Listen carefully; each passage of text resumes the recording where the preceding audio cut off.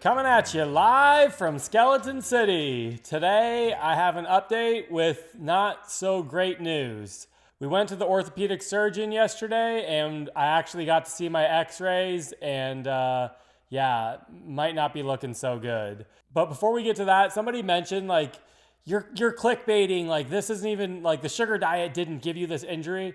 But actually, technically, the sugar diet did give me this injury because all the sugar allowed me to ride with a world record holder. I'm not exaggerating. This guy's from France. He holds a world record. He's basically a professional cyclist, or he was a professional cyclist. But I was trying my best to hold on to that guy's wheel down the hill, and the sugar gave me the energy to be able to keep up with him. Where I went wrong was that I have very poor bike handling skills. I do a lot of riding indoors. So to actually maneuver and navigate a bike, I'm not very good at. And I made the boneheaded decision of trying to take that corner where the roundabout was. I tried to take that corner as fast as he did. That's what got me in trouble. And yeah, that's what ultimately led to the broken clavicle. But this isn't clickbait because without my diet, I would not have ever even been able to keep up with him at all. So it would have never even got me into the situation. So be careful when you eat too much sugar. It will give you insane amounts of energy that it can get you into serious trouble. Another thing before we get to the x-rays, yesterday's video, I kind of like ended up going on a rant about like the American healthcare system, and I didn't mean to do that. But so many of you guys donated, and that I swear that was not my intention for yesterday's video. But I just want to say thank you to everybody that did donate. Like that will go so far for us. Like this was very unexpected. I obviously didn't plan to crash my bike and break my clavicle. So, you know, every little bit really does help. Sweet Truckin' donated $140. I was shocked when I saw that. My wife was shocked. So thank you to him. Shout out Sweet Truckin' and everybody else. Thank you so much. Me and my wife really, really do appreciate it. Okay, so now to the x-rays and the orthopedic visit. So we went there yesterday. I got a new set of x-rays done. So basically, I'll put them up on the screen. I guess the clavicle is actually, I thought it might just be a fracture, but it's like completely like snapped in half or whatever. Yeah, a funny little story. So when I saw the x-rays, I actually had another episode of passing out. I took a little video after it happened and my wife sort of explained what happened. So maybe I'll show that. So you looked at the picture of the x-ray he showed you and you could see that it was chipped apart and it wasn't looking good. We thought it was probably just gonna be like a hairline fracture, but it's like completely apart. We'll show the picture later. So the doctor came to look at your shoulder and just kind of touch it a little bit, and you started like getting really like woozy, like your lips were white and you didn't look good. And then your head just totally like flopped over to the side and I caught your head, and the doctor was like, okay, we need to lay him down, but you were like, weren't, he was like, are you with me? You with me? And you just weren't responding. And your head was just hanging there. So he was like, we needed to tilt his chair back. So he's like kind of trying to lay down. So we were like tilting your chair back while I'm holding your head. And then eventually you came to and you were like, what? What'd you say? It was insane. It was insane. I came to, and I was like, I just remember my hand just like shaking up and down. Like, Yeah, he was like, does he have history of seizures? And I'm like, no. I've never had a seizure in my life. But the other day after the accident, that I felt like I had a seizure, and just now, like it was trippy. That was a very, very insane feeling. I don't know. Yeah, I saw that X-ray, and it was like it was game over.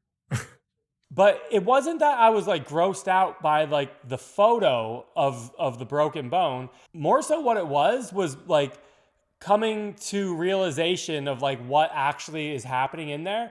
Because to be honest, I wasn't super transparent with you guys about like what medication I was taking.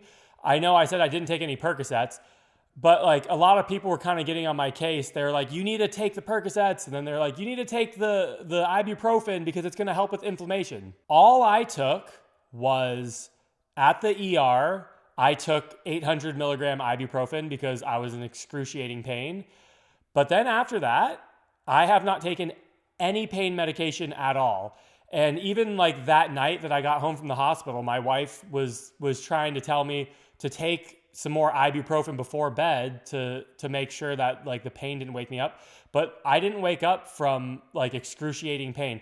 And then the next day the pain wasn't really there. And like right now, like there's no pain at all. Obviously, if I like move, if I were to lift my arm, then it would be very painful. But as long as I keep this sling going, I don't have any pain. There were some haters that were like, he's faking. Like he didn't even break anything. Like I don't even see a bruise. Like he's faking this whole thing, which I honestly wish I was faking this whole thing. It would be a lot easier for me. But like they were almost getting in my head because I was starting to actually almost believe them. Like maybe this isn't like as broken as I thought. You know what I mean? Like maybe it's just like a small fracture or something like that.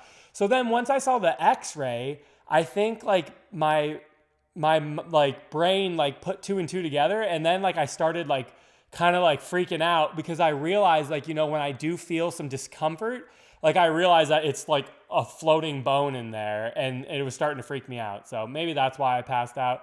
Or maybe I'm just like a certified 10 out of 10 sissy boy. I'm not sure, but yeah, I passed out again. So basically what the doctor said is that I need surgery. I guess like the bone, you know, maybe my wife can. So basically we were thinking it was just a clean fracture and that it could just heal by being immobile. But according to the doctor, it's a type 2 distal fracture, meaning the bone isn't aligned. So there's potential if it doesn't get put back in alignment, it might heal, but it won't heal correctly. It's going to cause issues down the road. There could be pain. There could be loss of motion and that type of thing. So it's not ideal. He's saying if we just go in and get surgery, we can put it back in with a titanium plate and screws and just get everything held together so it can heal properly. So basically, in a nutshell, my wife knows better than I, you know, the technicalities of what's going on. But yeah, basically they want to, you know, fuse it back together so like it heals properly.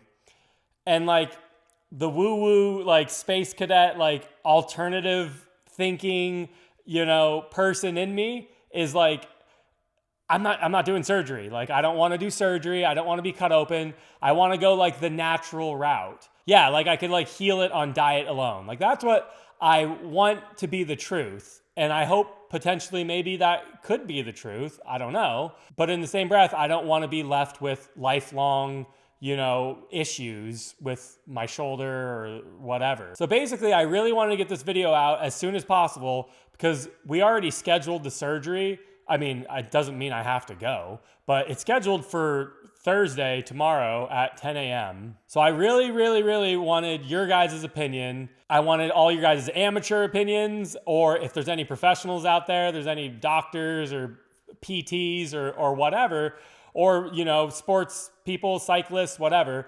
I'm just curious to get as many opinions as possible because I'm trying to do as much research, you know, to make the right decision before I just jump into surgery or jump into not getting surgery. So yeah, what do you guys think? What would you do if you were in my shoes? You know, would you just go through with the surgery? Would you try something else? You know, and not to get back into like the healthcare argument, but we wanted to get a second opinion, but because our insurance is like so basic or like so like substandard or whatever, we live in one of the biggest cities in America, yet there's only one orthopedic surgeon that accepts our insurance. Like literally only one. There's probably, I have no idea, like hundreds of orthopedic surgeons in my city, but there's only one that accepts our insurance. So I can't even get a second opinion because I was, you know, I do trust that doctor. He seems like a legit, super cool guy, but, you know, just for my own sake, I would love to get another opinion from a different doctor to see, you know, if it really is necessary to get surgery. But yeah, I don't have that option. So yeah, now I'm asking you guys for your second opinion. You know, I'll treat that as a second opinion. You know, what would you guys do? So yeah, that's the update. It's scheduled for tomorrow. Really, really hoping I don't have to.